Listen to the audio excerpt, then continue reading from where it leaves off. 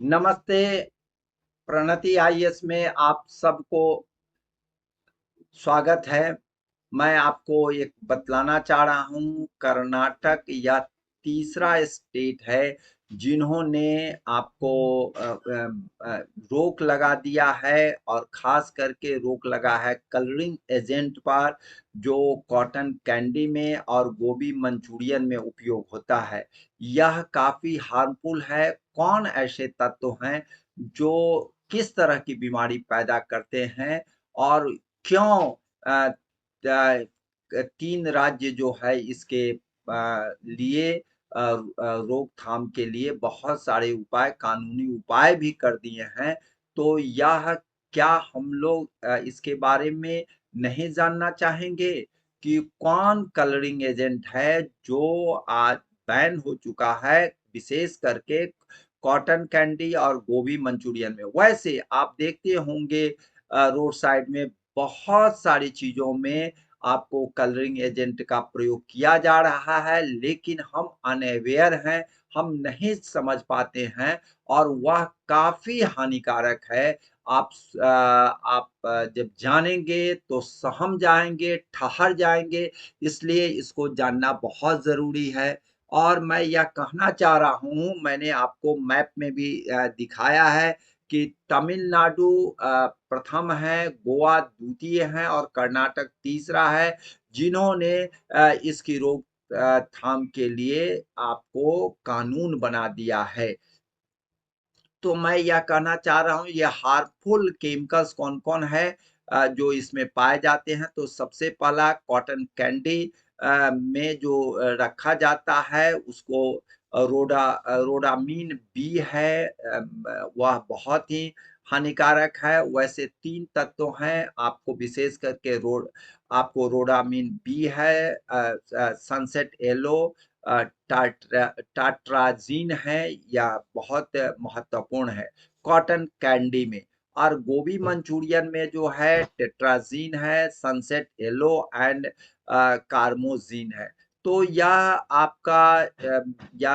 दोनों को हम लोग ध्यान रखेंगे कि गोभी मंचूरियन में क्या है और कॉटन कैंडी में क्या है। तो ध्यान रखिएगा, कॉटन कैंडी में रोडामीन बी है, और सनसेट येलो और टाट्राजीन तो दोनों में कॉमन है।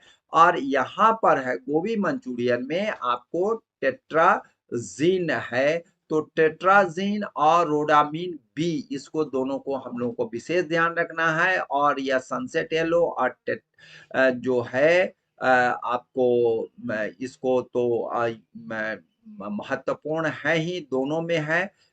या ध्यान रखिएगा, सनसेट येलो और टेट्राजीन जो है सो दोनों में है। कार्मोजीन जो है सो गोभी मंचूरियन में है, और रोडामीन जो है बी जो है सो कॉटन कैंडी में है। इसको ध्यान में रखिएगा, कॉटन कैंडी रोडामीन बी, और गोभी मंचूरियन में कार्मोजीन। इसको आप ध्यान रखेंगे। मैं आपको रोडामीन बी की बात कर रहा हूँ। यह केमिकल कंपाउंड है जो आप यह समझ सकते हैं, जो सिंथेटिक डाइज में उपयोग होता है, कलरिंग, सिल्क के कलरिंग में उपयोग होता है, जूट और लेदर और कॉटन वूल में जिसका कलरिंग में उपयोग होता है, वह जो कॉस्मेटिक और प्लास्टिक इंडस्ट्री में कलरिंग में उपयोग होता है, वह हम खाते हैं। और वह खाते हैं तो कैसे पचेगा भाई? वह पचने का सवाल ही नहीं है। और यह जो है रोडामिन बी जो है, यह कार्सिनोजेन है, मीन्स कैंसर को प्रोड्यूस करता है, कैंसर सेल को प्रोड्यूस करता है। तो यह कैंसर उत्पन्न करता है, तो हम क्यों खाएंगे? दूसरी बात है, लीवर को डैमेज कर देता है। तो जो या हमको कुर्सी, टेबल, कॉटन, जूट, सिल्क में कलर के लिए उपयोग होता है, वह चीज हम खाते हैं। दूसरी बात है कि टाट्राजीन टाट्राजीन जो है, या जो है ब्राइट येलो एजो डाई है, नाइट्रस डेरिवेटिव्स है, और यह जो है आपका बहुत ही खतरनाक है। इससे eczema, bronchitis, headache, thyroid glands और हार्मोन्स जो है एंजियो डेमा डर्मा, ये सभी बीमारियां इससे प्रभावित होता है। उसके बाद सनसेट येलो जो है, वह जो है आपका सिंथेटिक डाई है, जो food, drugs, cosmetics, plastic industry में जो उपयोग होता है, जो प्लास्टिक में, ड्रग्स में जो कलर के लिए उपयोग होता है, कॉस्मेटिक्स में उपयोग होता है, उसको हम लोग खाते हैं सनसेट येलो को। यह एलर्जी रिएक्शन पैदा करता है। आजकल सभी को एलर्जी है भाई, तो यह सुन करके बड़ा आश्चर्य होता है। तो यह सनसेट येलो ही एलर्जी को पैदा करता है और यह जो है आपको अस्थमा को में बहुत प्रभावित करता है, अस्थमा पैदा करता है और यह जो है यूट्रिकेरिया मीन्स पेशाब में भी कई तरह के आपको विरक्ति पैदा करता है, तो इसको हम लोग ध्यान रखें। कार्मोज़िन, कार्मोज़िन भी सिंथेटिक डाई जो फूड में उपयोग होते हैं या लीवर को, किडनी को, स्किन को रैशेज़ सब पैदा करते हैं, तो हम लोग इसको क्यों खाएँगे? इसको हम लोग अवॉइड करेंगे। तो इसके लिए 3 स्टेट आ गए हैं, कर्नाटका थर्ड में आ गया है। फर्स्ट हमने आपको बतलाया था तमिलनाडु, दूसरा गोवा, तीसरा कर्नाटक। बिहार में अभी नहीं आया, लेकिन बिहार में भी हम लोगों को सतर्क रहना चाहिए।